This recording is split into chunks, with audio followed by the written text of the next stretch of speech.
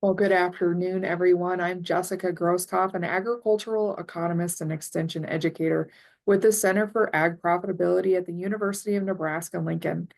Thanks for joining us for our webinar today. It is a part of our weekly series, which takes place every Thursday.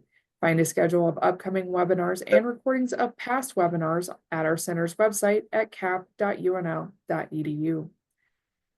New reporting requirements under the Corporate Transparency Act will impact many agricultural business owners who will need to file a beneficial ownership interest report for their businesses by January 1st. This webinar will cover the Act, what the Act means for ag business owners, who is required to report, and the steps taken to ensure compliance and avoid penalties. Presenting today is Dave Aiken, Professor of Agricultural Economics here at UNL. Professor Aiken is an Extension Agricultural Law and Water Specialist with the Center for Ag Profitability. Questions are welcome. Please feel free to type them in the Q&A or in the chat here in the Zoom meeting during the webinar. With that, Dave, I'll turn it over to you. Thanks, Jessica.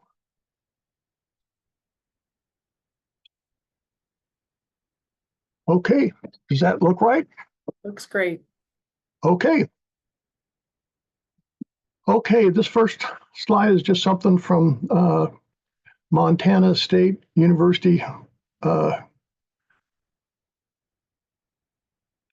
press release, and it's just talking about this new law because I know to most people this sounds so crazy that they think that this is something that I must be making up. So I'm hoping that Montana Extension will be a decent enough entity to give me some credibility here. Okay. The big issue that we're trying to deal with here is people using business entities, and usually a whole lot of business entities, to hide themselves so that it's harder for law enforcement to track them down for a lot of white-collar crimes, money laundering, that type of thing. And what has happened internationally, because this is a global issue, is that most industrialized countries have what they call a beneficial ownership registry. And it's basically who are the main players in all the corporations that and similar limited liability and business entities that have been established in their country. And so if somebody's trying to track somebody down, they can go to most of these countries and find out pretty quickly who are the main players, and are there like a chain of these dummy corporations that these illegal businesses are using. And so the United States is the main industrialized country that doesn't have one of these beneficial ownership registries. And so this law was passed in 2021 to require more business entities in the U.S. to register this beneficial ownership information with the federal government. And the focus is not on the big companies, because the big corporations, the banks, whatever, the federal government already has this information for them. It's for the literally millions of smaller corporations and other limited liability businesses that do not. The government does not have that information for them. So it's the little guys that are really kind of the focus of the Corporate Transparency Act. And so that means that the most Nebraska corporations will need to file this by January 1st of next year, even though they're not involved in money laundering or the drug trade or anything like that. So,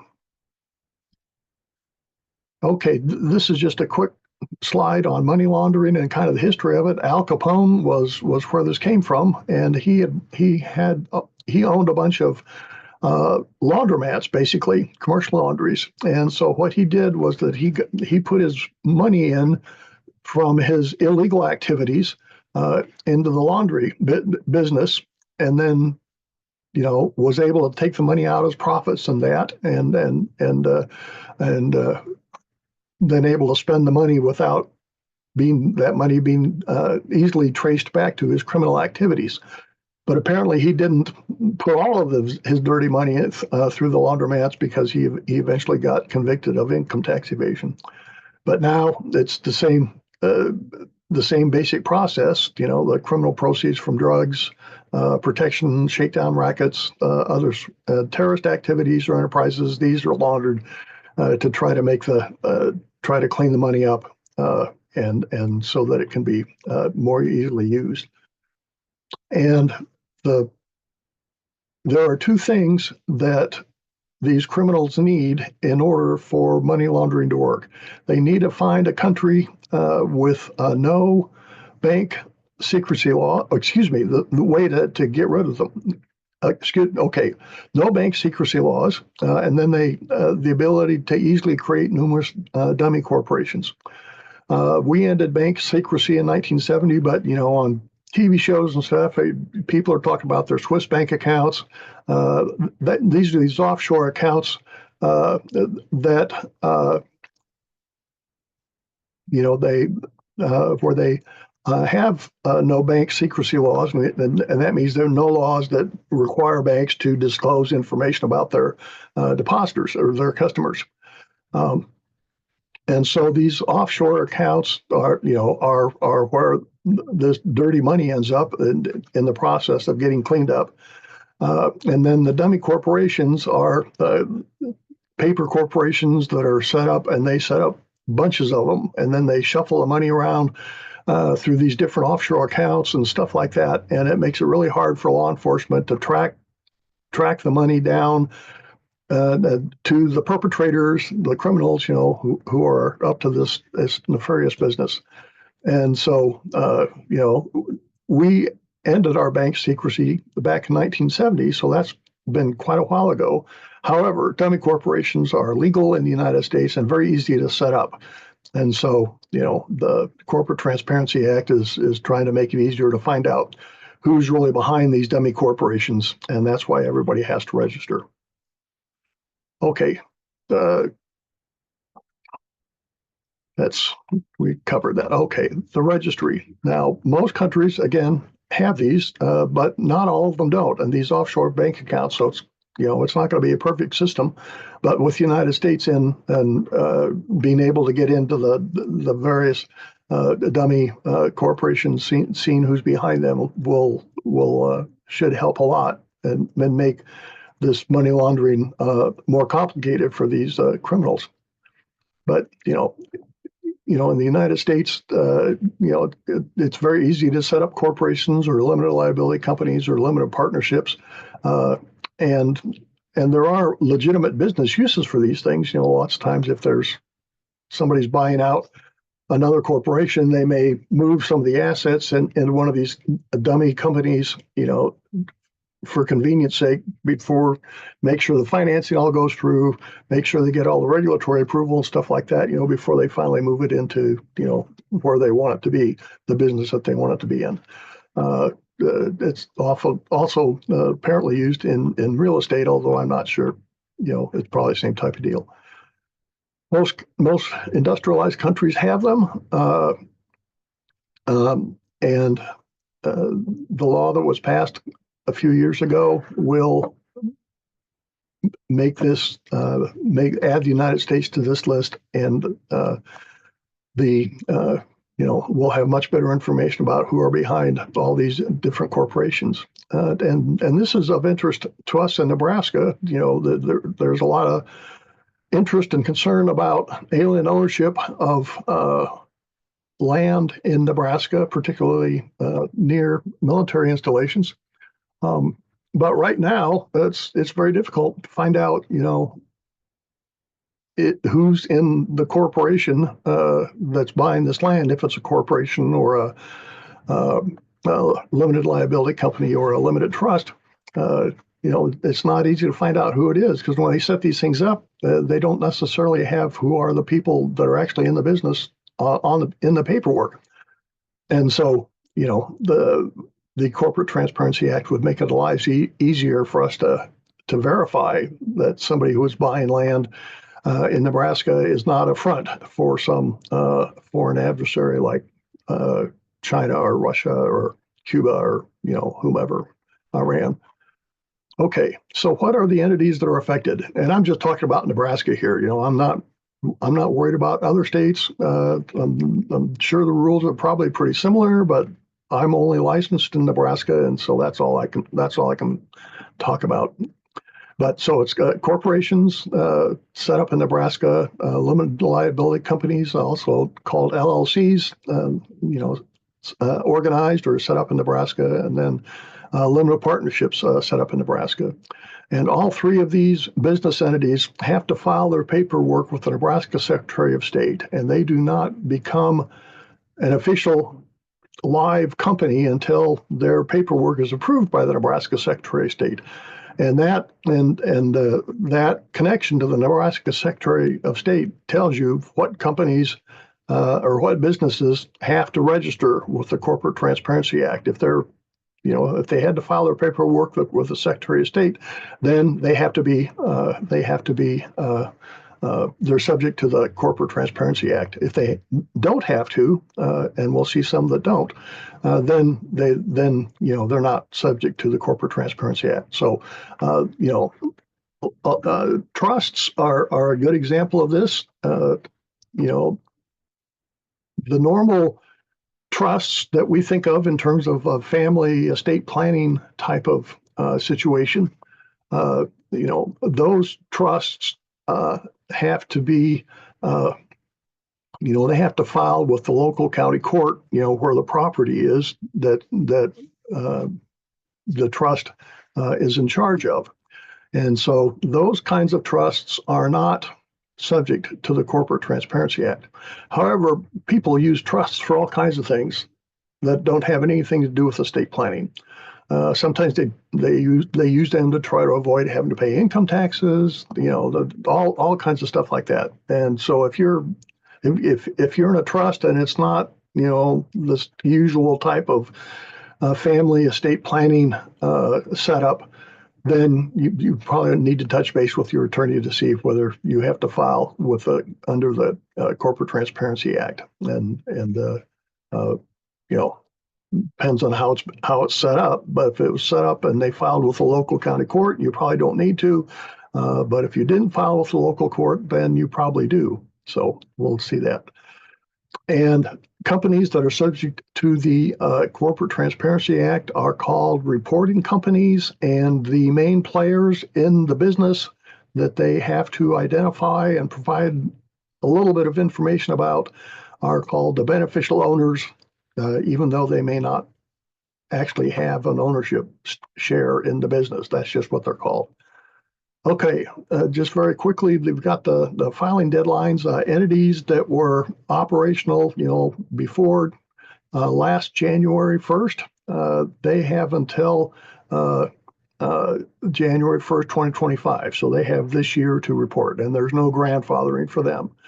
Entities that are established during 2024, they have 90 days after they've gotten their approval from the Nebraska Secretary of State. So, and then entities that are established next year and after that have 30 days after they've been approved by the Secretary of State. So, the existing businesses have a year, and then the new ones this year have 90 days, and then new ones starting next year have 30 days. There's a bunch of exceptions, but they are not the typical exceptions. Usually it's the small businesses, mom and pop family deals that are accepted from these types of requirements. But actually, these smaller businesses are the ones that they are trying to get to comply, because it's those. It's hard. You can't tell from the paperwork whether that's a dummy corporation, whether that's the real deal or not. So that's So that's, the people who think that, well, I shouldn't have to, I'm a little guy, I should not have to comply with this. That is, that's not the way this works. And what entities are exempt? Easily the ones, sole proprietorships and general partnerships. Those are ones, and then your estate planning trusts, where you file with the local county court. Those are exempt. But the corporations, the limited liability companies, and the limited partnerships are not. We'll quickly go through the list, but most of those are, subject to securities laws or banking laws or insurance laws, for which this information about the major players in the businesses is already on file with the federal government. So the federal government can add that to the beneficial ownership registry, because they've already got the information. And this is for the as I've mentioned before, it's for the ones that are typically for the businesses that are typically exempt. So there's no ag exemption, no family exemption, no small business exemption, no subchapter S exemption.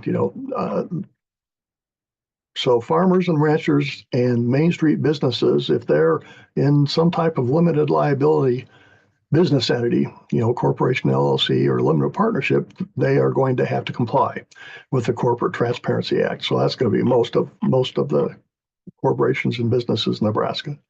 Okay, we're not going to go through all this. However, there is a tax exempt one, so that's tax exempt. I'm not enough of a business law expert to know whether the tax exempt also would also apply to nonprofit. I would presume it would, but if you're concerned, you again check with your lawyer about that. But look at number 21, large operating companies. It's $5 million in gross income and at least 20 full-time employees. I'm sure we have some ag operations in here that would qualify as large operating companies. And so if that's the case, they probably don't have to comply. Wouldn't hurt to comply, but you probably don't have to. Okay. All of this more detailed information about, what has to be, what do you have to report, who you have to report, but then what information do you have to report about the company and about the individuals? This comes from the Small Entity Compliance Guide. And when this is over, I will give Ryan, or Ryan actually already has a PDF of these overheads, and so that will go up on the webpage for this webinar. And so if you want, this info, so you'll be able to download that to your own computer and have this information. So it'll have some addresses, web addresses to go, and where to go to register and all this kind of stuff. It is on a slide somewhere. So that's just for your information. But that's where a lot of this information comes from, this Small Entity Compliance Guide. And basically, the beneficial owners have to be registered, and that's anybody who exercises substantial control over the company, or that owns at least 25% of the ownership interest. And we'll have a couple of slides that explain what substantial control means.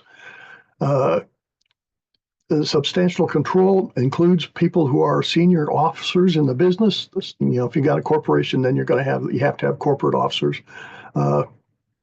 Or if the individual, by say some type of shareholder agreement or partnership agreement or something like that, is authorized to appoint or remove officers or directors.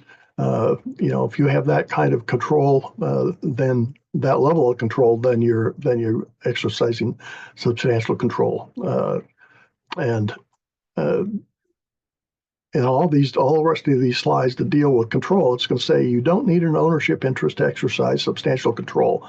So if you run the business, but you don't have a 25% share of the business, that doesn't mean that you don't have to file. You do have to file.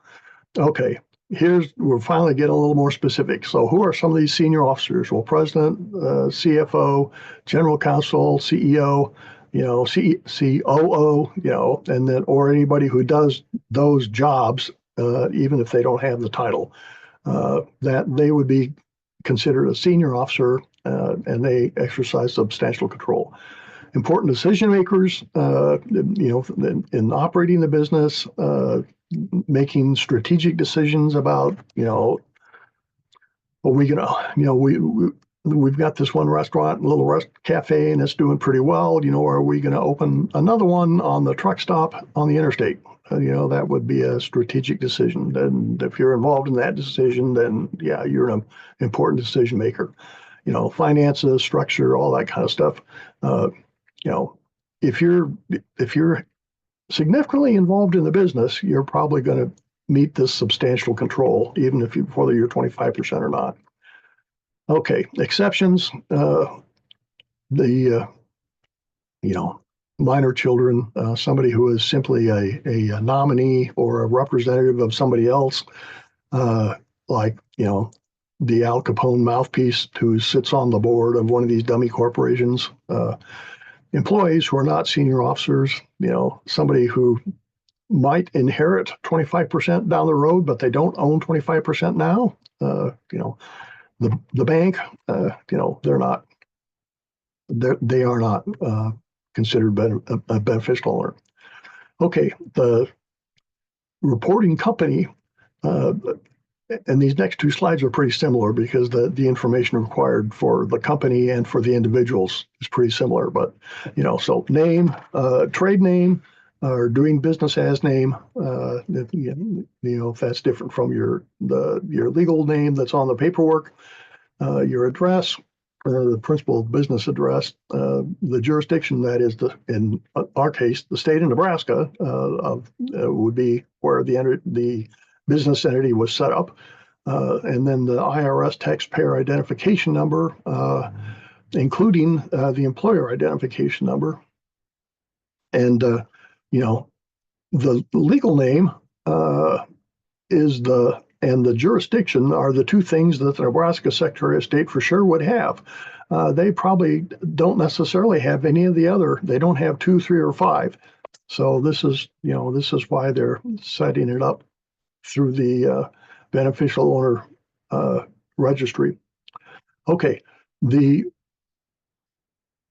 information that the quote beneficial owner owners are required to file.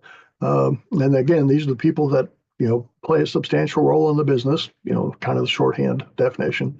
Legal name, birthday, current address, residential address, and then a picture ID, like probably a PDF or something, a passport, or a driver's license, or a state ID, and then the number that comes off of that, whichever one of those identification documents you're using. So if you use your driver's license, then your unique ID number will be your driver's license number. Like you have to do on your income taxes. You have to give them your driver's license number. The same type of thing.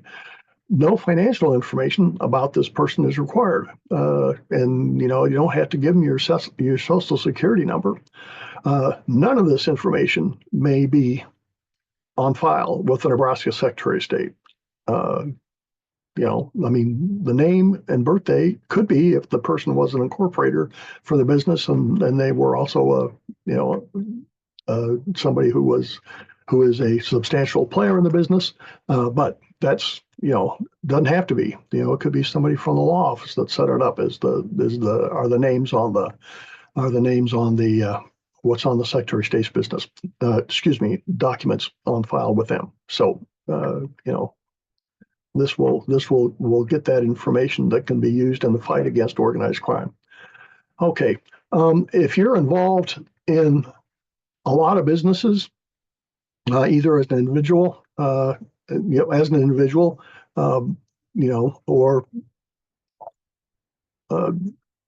you can get once you filed with the Treasury Department or the Financial Crimes Enforcement Network, uh, uh, once you filed with them, you can get a unique uh, beneficial owner number, or you can get a unique, if you've got, say, if you've got a bunch of different uh,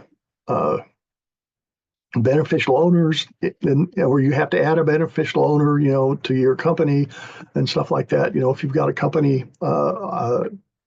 ID number from them, then you can use that Treasury ID number, and you don't have to re-enter all the company information again. So that's just FYI. It's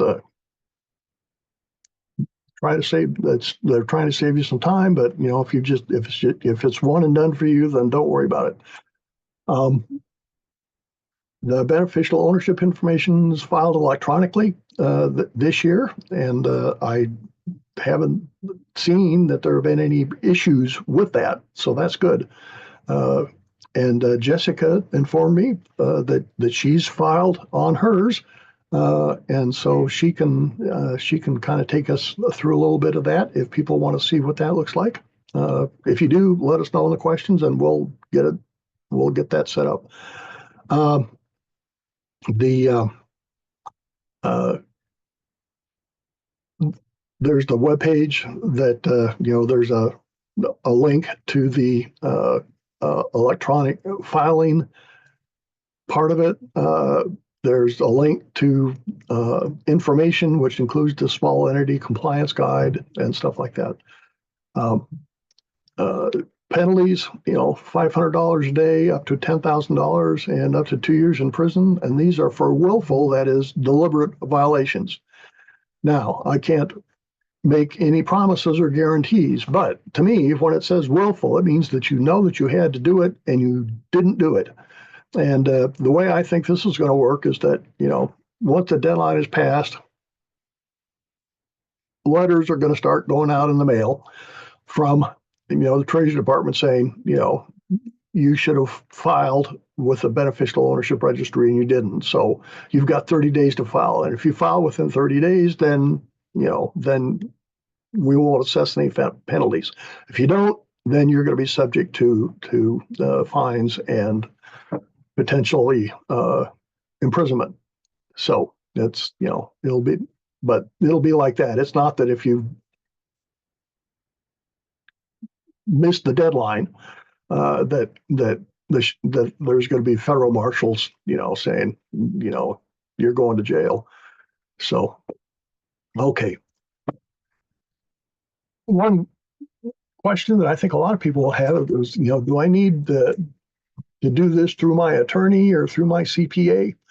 And I'm just giving you the answer from the Financial Crimes Network. They say no, but I would go through the Small Entity Compliance Guide. It's 57 pages, but there's lots of white. It's not dense prose, anything like that. And it's one of these things that if they ask you a question and it's one of those yes or no things. If it's yes, then you keep going on that page, and if it's no, then you flip ahead 5 pages. That kind of thing. So you're not going to be going through all 57 pages. Like they ask you, are you a corporation? You say no. You're probably going to jump ahead 10 pages. Or are you an LLC? Yes. I said okay. Then go to page whatever and pick it up there.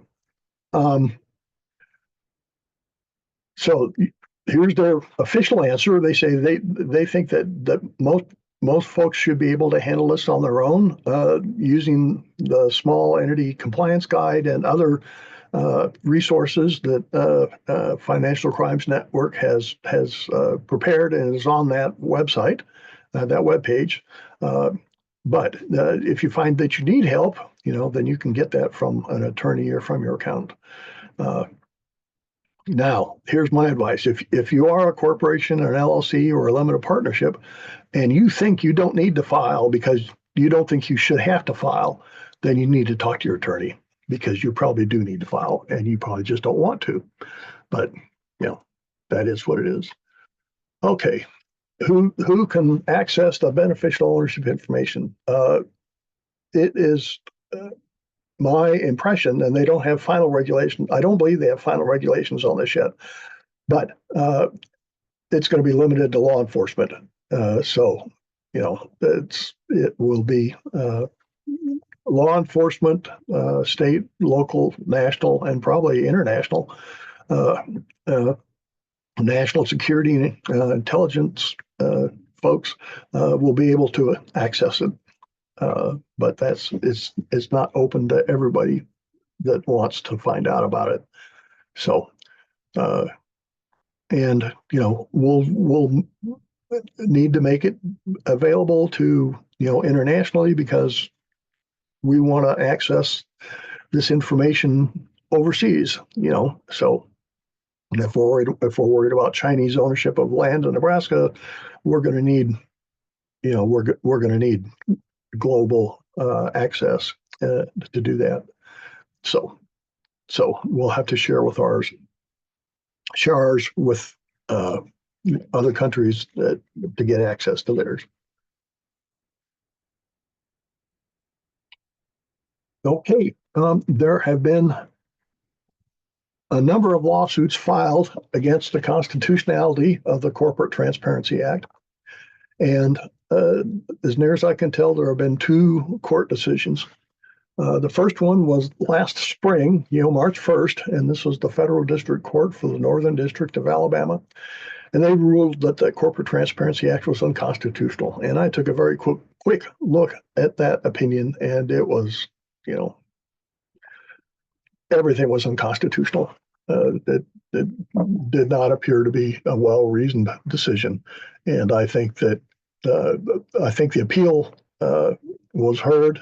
I think it's the 11th Circuit that they heard the oral arguments a week or so ago, and so there'll be a decision down probably within a few weeks.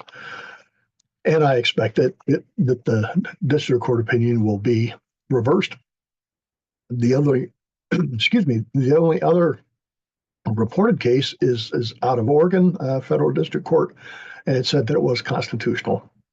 There are other cases, but there are, there is nobody that has said that people in Nebraska do not need to file.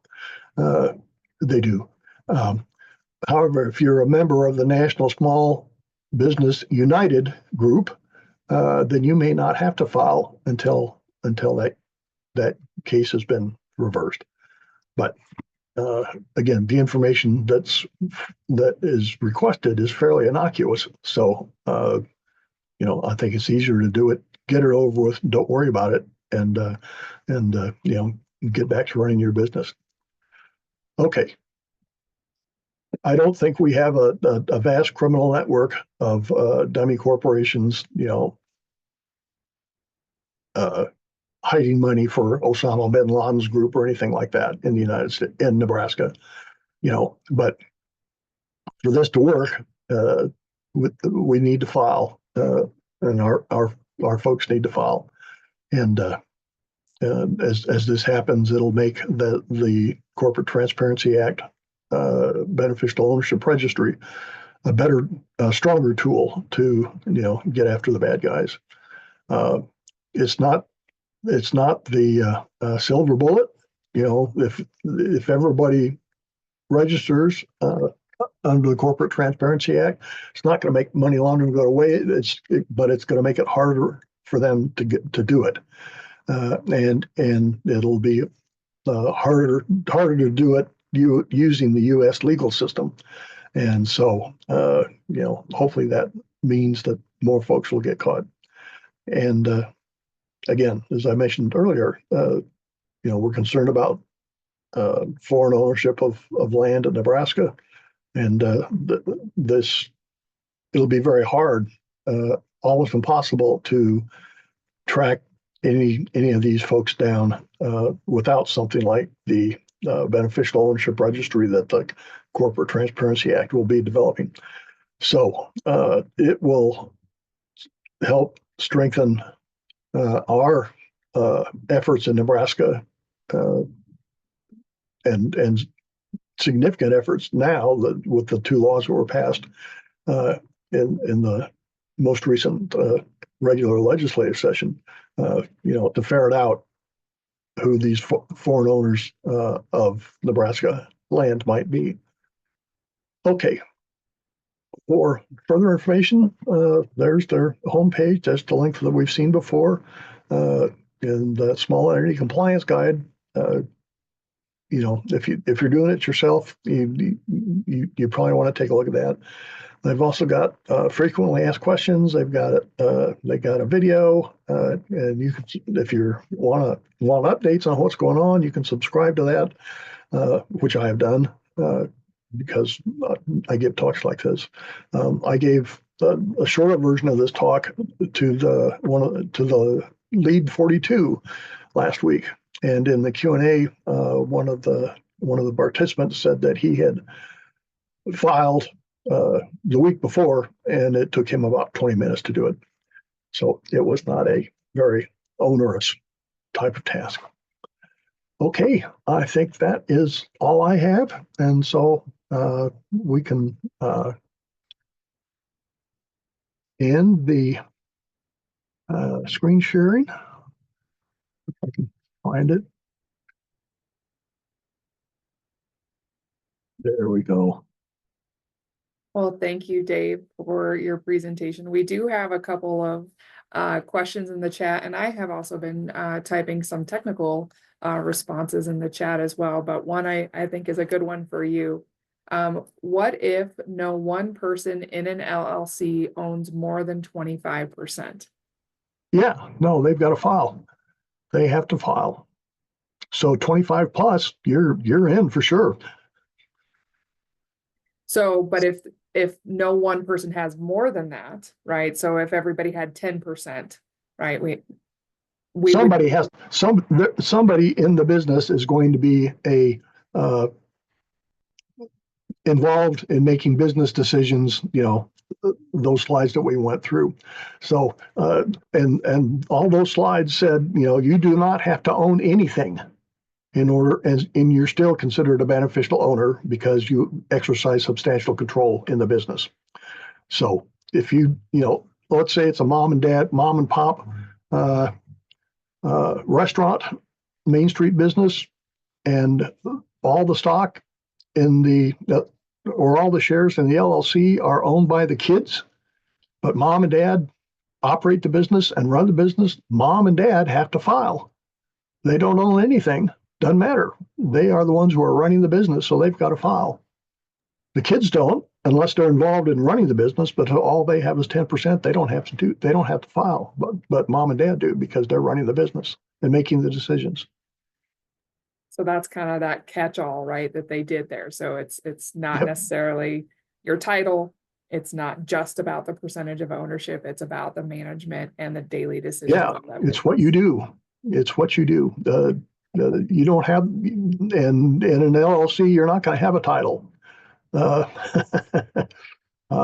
If it's Mike and Flo's Cafe, Mike and Flo run the business. Mike and Flo have to file, even if they don't own any shares. All right. So the next one seems like just a little bit of a comment. Someone said, I have found requiring memory. Let me get my words right here. I have found requiring members to obtain their individual FinCEN ID eases the burden when completing the BOI report, since you enter the ID number for each individual rather than having to have individual names, addresses, and copies of their IDs. So that might be something if you have several people that need to be on that report, is to ask each individual to give you or to register their own FinCEN ID and then just provide you with that. Next question is, for small farms without employees that was set up as a single owner to keep taxes simpler, I assume we need to be registered with the CTA, or will that make more tax forms too? So I'm curious of your comment there, Dave. There's no relationship in my mind between this reporting and your tax forms. They're two separate items. That's right. If you're a corporation or a limited partnership or a limited liability company, then you're subject to the CTA unless you meet one of those exemptions. And one of those exemptions, you're a stockbroker or you're a Wall Street bank or something like that, or an insurance company, insurance brokers and stuff, they're on that list of exemption. But that's because the federal government already has this information for them. So if you're not exempt, and the vast majority of farms and ranches and Main Street businesses in Nebraska are not going to be exempt because there's no ag exemption, there's no Main Street business or small business exemption. That's not how it's set up. You're going to have to file, and I assume that if you're paying your taxes the way you should and stuff like that, I wouldn't worry about uh, tax stuff in the Corporate Transparency Act. All right, next question. I did type the answer to, but just want to verbally say that if you file yourself through the official fincin.gov website, there is no cost to file. However, if you use an accountant or an attorney to file on your behalf, they will charge you for that filing. I do want to share really fast. Let me do a share screen here. Be very careful when you go to the website. I just did a regular Google search here, and these first, I think it's now 3 websites are not the official website to file with. So you have to come down to that fincin.gov. That's the website that you are looking for in order to file this information for free. And you can see, here's one that's going to charge you $79 to do that. So be very, very cautious. Make sure that you are filing on the correct website here. Just be safe with your information and make sure that the website has that financial crimes, and we're looking for that .gov website there at the top. Okay, we had some more questions boil in. There was another question about how often you have to file. Again, if you have an existing corporation, you have until December 31st to file. And then if you need to update or change that information, you have 30 days from the change. So if anything within the information that you filed changes, you need to update that information. So change of address of an owner, driver's license number change, ID number change, any of that does need to be updated there. Next question is, how do you check to verify that your filing is complete? When you go through the process, at the very end, you will receive a confirmation page, and it will also give you the opportunity to email what they call a transcript to yourself. Highly recommend that you print the confirmation page as well as give yourself that transcript into your email so that you know that that is correct. Another question about a low percentage, and I think Dave, you addressed this well. We have a limited partnership, 8% of for each, sounds like of many members, 8% to each one, but one member manages the entity. Only the single member needs to file. Is that correct? Yep, that's if they're the ones that are running the business, then they are the ones that would file. Okay. The other piece of that, and I think that's been kind of confusing, is each company has one report with all of the members that need to report listed. Okay, so it's one report with multiple people on a single report. It's not that each individual needs to do this. So one person within your LLC or corporation or reporting company needs to file that report. Okay. For everybody. For everyone. Yeah. Next question is, when you get a FinCEN ID, do you have to download your driver's license or just the number? You do have to upload a photograph of driver's license or passport, or tribal ID was the other one that I've seen in the notations there. So some sort of legal identification. Another question that came up in a past webinar was, what about potentially owners who don't have a driver's license? You can get a government issued ID that's not a driver's license. So you will need something, whether it's an elderly person who no longer drives or whatever the situation may be. You do need to have and it has to be a PDF or an image of that driver's license or identification. Yeah, just like the new photo ID for voting, it doesn't have to be a driver's license. You can get a state ID card, and it's the same thing for the corporate transparency filing. Okay. Another question, I am not the owner of my parents' C Corp, but involved in the financial tasks. Do I need to register under their corp? Yeah, if you're involved in, and I mean, if you're the bookkeeper, you may not need to file, but if you're involved in making decisions based on the information, the financial information that you've gathered and stuff, then you would be involved enough to need to file. So if you're involved in those conversations, then yeah. Is there a form to file if you are exempt to show the exemption status? I'm not aware that, I do not know the answer to that question. I don't think you have to claim.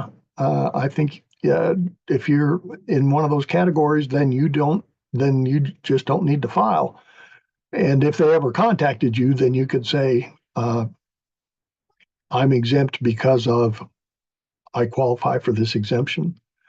And then they might want some, documentation or something, but that's, if it's a good faith belief on your part that you qualify for one of those exemptions, then you're not looking at a willful violation if things go bad.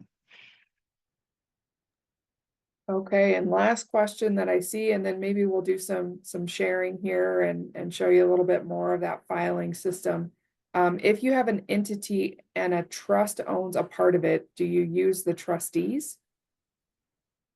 Do you use the trust what? Do you use the trustees? Oh, I'm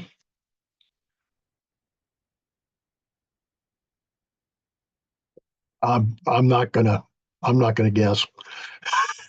Yeah, I think there are two there. Another one that just came in about limited partnerships. If you have questions, I think our recommendation is to go back to your attorney and ask them about these more complicated issues. All right, so let's do a little bit of sharing. Again, if you have more questions, go ahead and you're welcome to continue to put those into the chat. But I do want to show you again that official website. So again, we're making sure that if we're doing this ourselves, we want to make sure we get to that .gov webpage, and you can file here using the BOI report, or for those of you who were interested in getting the identification, you can do that here. But I'm going to hop into the actual report itself. Okay. And so it's going to make you go through a couple of screens here. So we're going up here to the BOI filing. And then you can do this through a PDF. The way that most folks are doing it are here through the web. Okay. So you're looking, again, we're making sure we're still on the correct website. And you'll notice that there are bars here across the top. This will tell you where you are at within the report. So for most of us, we'll be filing that initial report. And I do want to point out, there is no kind of dummy proof here. So for example, I could be Herbie Husker LLC, right? So there is no check to see whether I entered that information correct. So you do need to be very, very careful about entering your data and making sure that it's right. Remember, we do have to enter those trade names or those doing business as names. So maybe this was, Husker Farms, where it's not the official legal name of the company, but it's what that LLC operates as. You will have to include the tax identification number. For most of us, that would be a TIN or an EIN that you would have to submit as a part of that. On the company applicants, this is the interesting one, okay? On number 16, if it's an existing company, you check this box, and then you do not have to complete anything else on this. However, if this is a company that was formed in 2024, you will have to complete this. And here is the beneficial owner piece. And of course, down at the bottom, make sure you get that image of the document attached. If you have more than one person, it took me a while to find this. The adding an additional beneficial owner is up here at the top. So you can add another owner so you can see that collapsed owner 1 and owner 2. Okay, so that's how you add it. I agree with Dave. It takes 15 to 20 minutes, depending on how long it takes you to track down everybody's information. Seemed pretty straightforward. And of course, then here on this page, again, it'll have you confirm that everything is correct and make sure that you are a human at the end. So that just gives you kind of a brief overview. Again, I don't think it is terribly difficult, but you do need to make sure that it is accurate. And again, if you do find an error, you go back in and you correct that information. All right, let's see if any other questions came in. All right, it's another one of those less than 25%, but someone manages it questions, and the answer is yes, that you are going to have to report that entity and that person who is the manager will need to report. So again, if you have questions related to that, you do need to go back to your attorney to make sure. Here's an interesting one for you, Dave. Are spouses beneficial owners?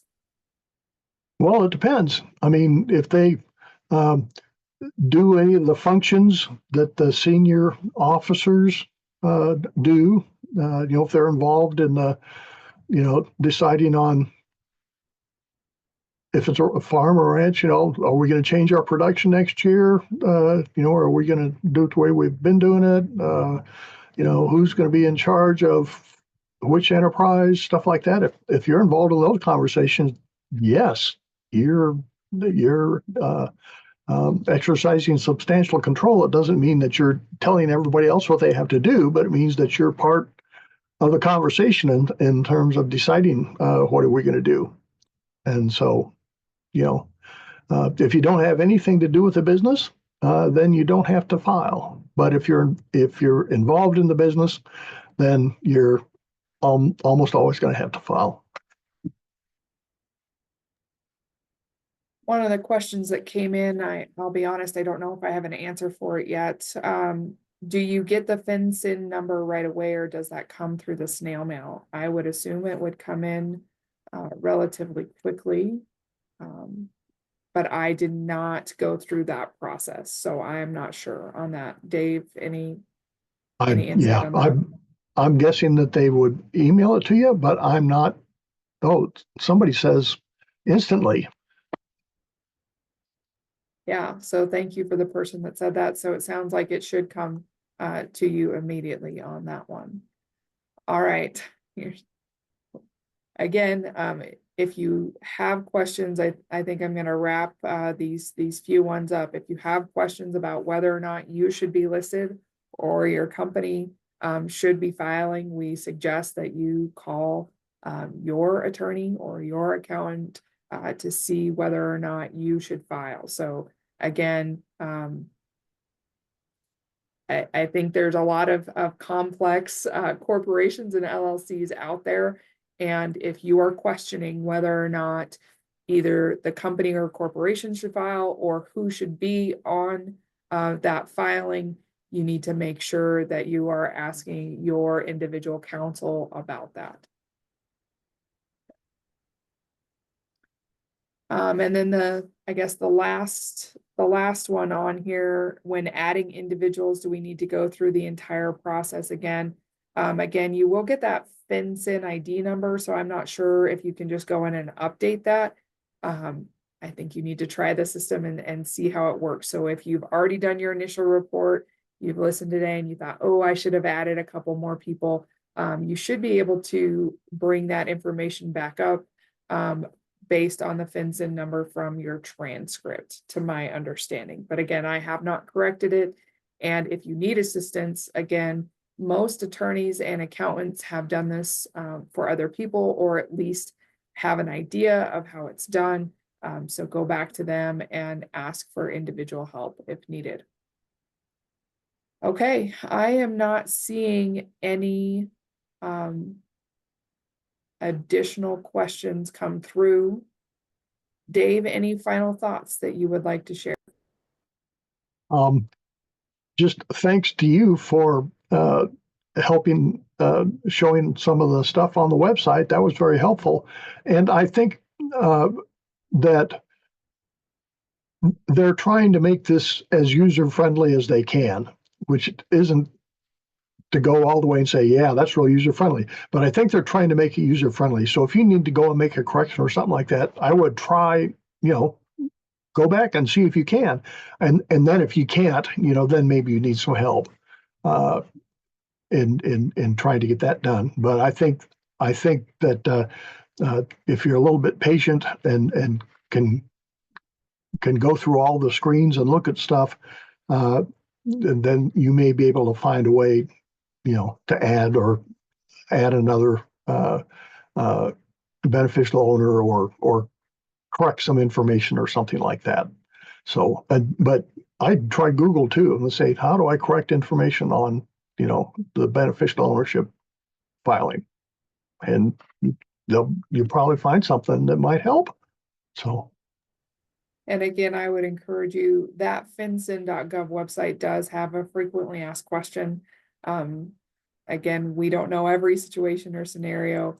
Make sure you are getting valuable information, correct information. So with that, thank you for joining us today. A recording will be posted on the Center for Agricultural Profitability's webpage at cap.unl.edu/webinars in about the next 24 hours.